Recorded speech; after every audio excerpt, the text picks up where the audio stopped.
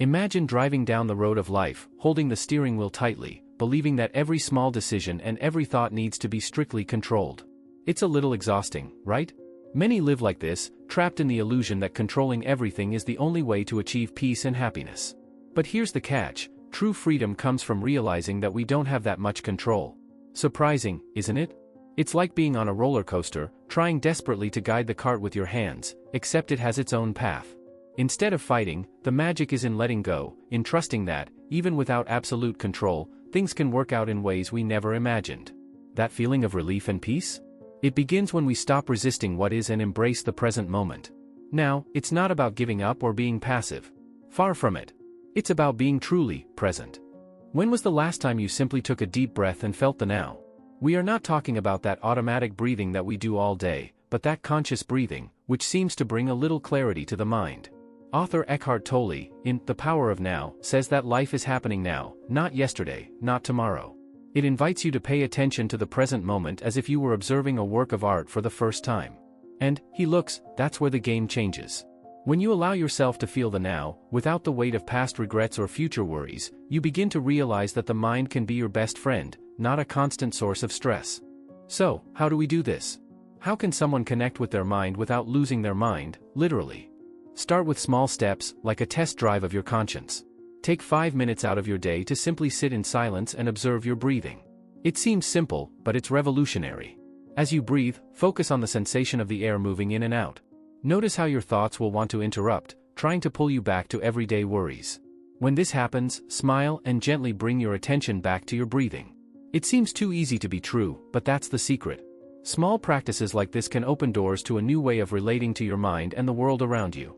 Everyone has that little voice inside, you know?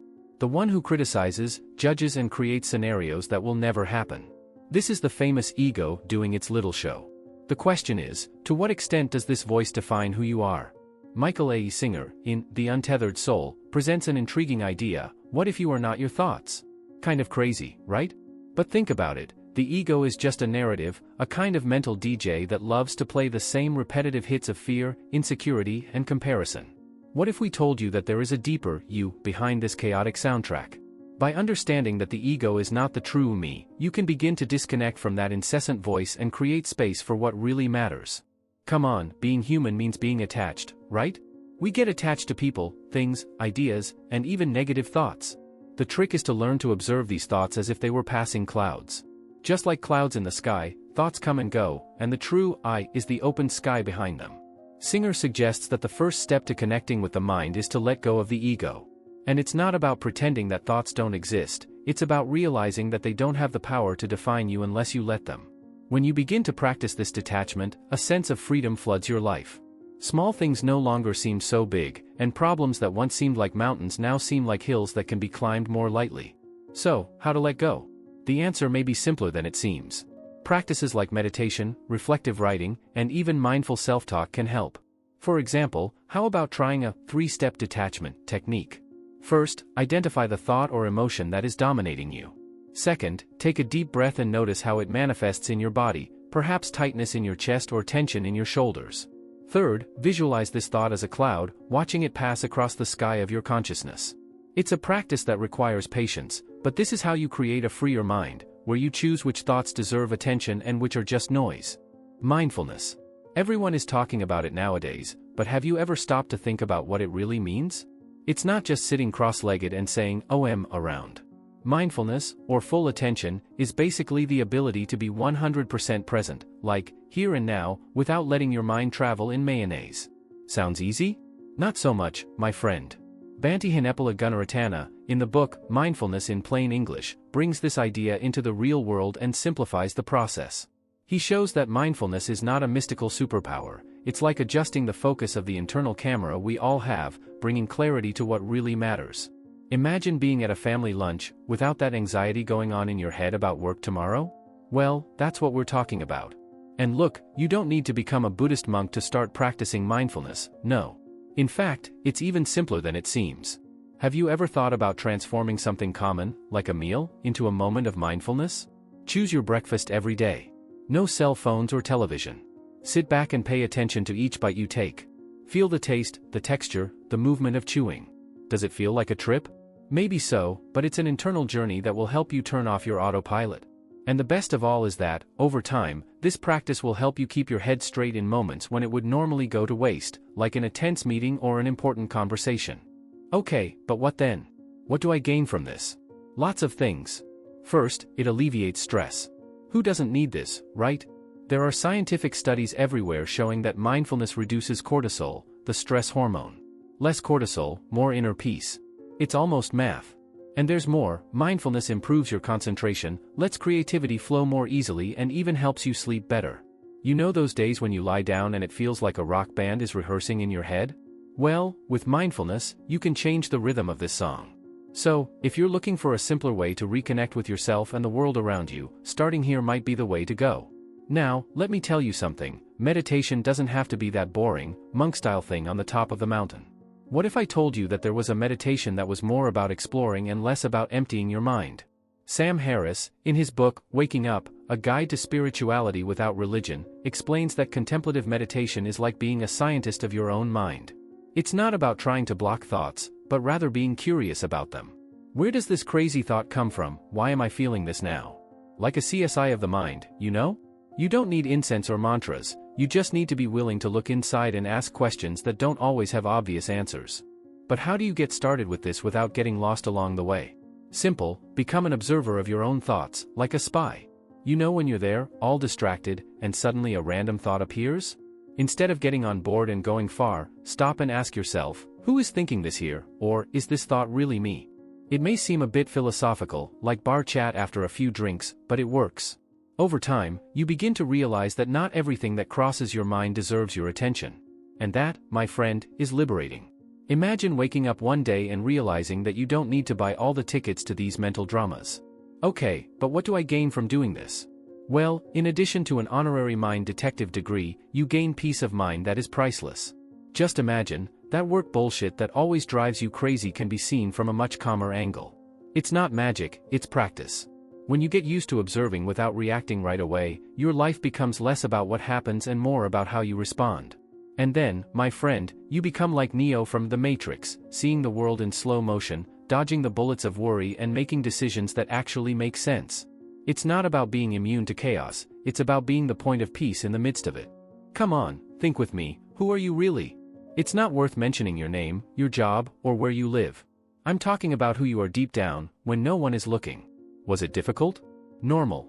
We spend our whole lives accumulating labels. I'm a lawyer, I'm a mother, I'm a fan of classic rock, but that's just the surface. Thich Nhat Hanh, in the classic The Miracle of Mindfulness, invites us to take a step back and recognize the self that exists beyond these labels. It's not about denying what you do or like, but about understanding that this is all just part of the story. Imagine that you are an entire book, and these labels are just the chapters. It's not about tearing up the pages, but about realizing that the book is much broader than the titles we give ourselves. Now, how do you get to that true I? I'll tell you a little secret, it starts with a little introspection. Have you ever tried looking in the mirror and, instead of just seeing the physical, try to see beyond it? It may seem a little weird at first, but it's a powerful practice. Another cool idea is the famous thoughts diary. Every day, take 5 minutes and write down what comes into your head. No filter, no judgment. After a while, you'll start to notice patterns, and that's where the magic lies. You will realize that some thoughts are just noise, while others reflect deeper desires and fears. And, little by little, you begin to see what really moves you, beyond what others see from the outside.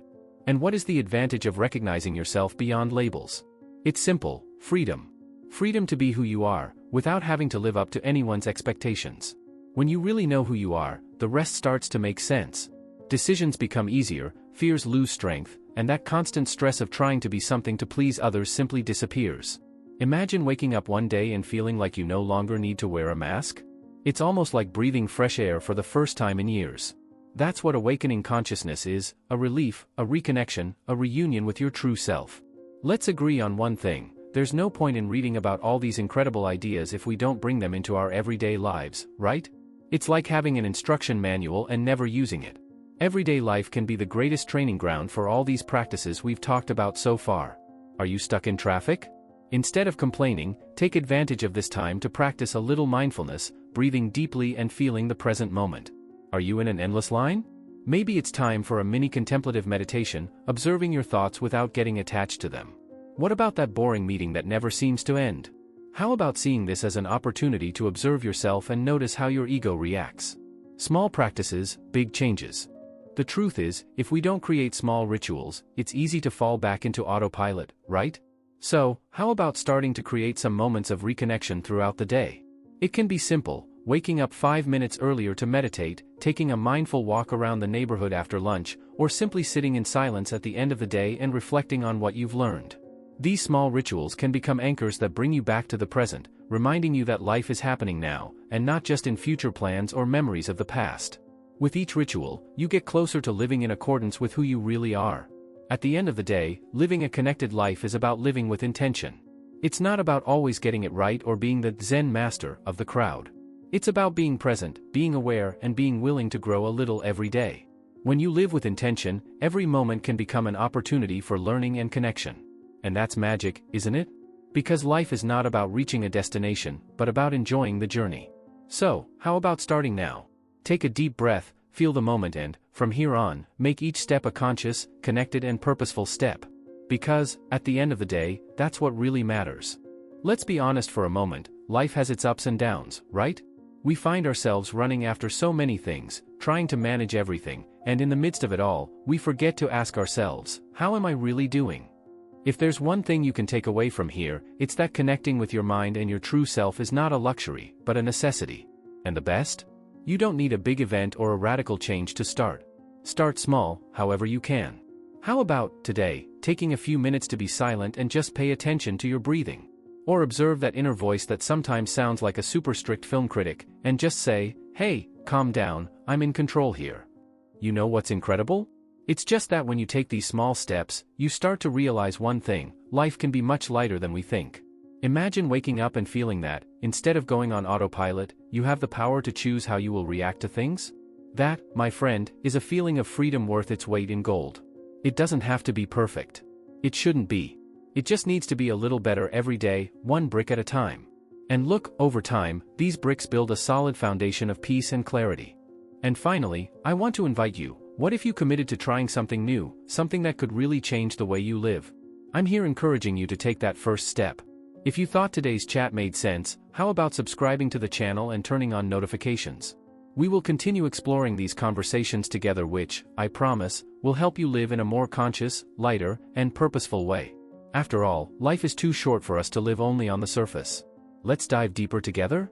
Shall we do this? The journey is just beginning.